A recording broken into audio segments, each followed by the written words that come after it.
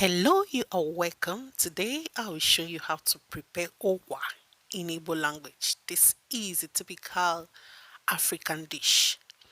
So this is the Ukwa we are going to use, and here we've got spinach. I'm going to steam it to remove the excess water, okay?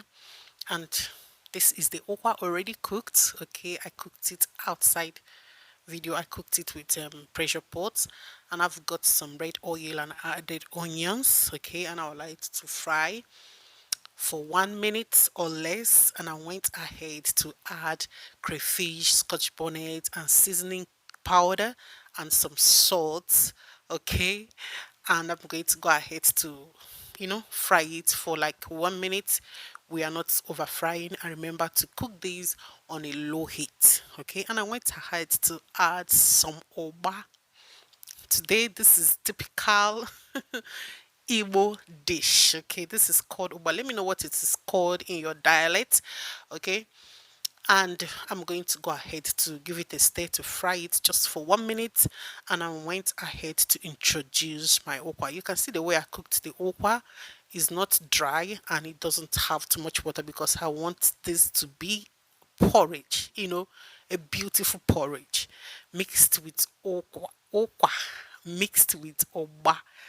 This will take, in fact, let me not say anything. Just go and try this recipe and come back and let me know what you think in the comment section. I close it to cook for a few minutes, and this is the fish you'll be using to, to take the okwa down.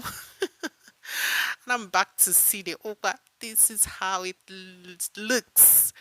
This is how it's doing. I just cooked these for like 3 to 5 minutes, okay, on a low heat, and I added the spinach. This is a very quick recipe. When you cook the ukwa with your pressure pot, it doesn't take time to cook. You don't even need to add account to it, okay, if you don't want to, okay. I added account when I finished cooking it, okay.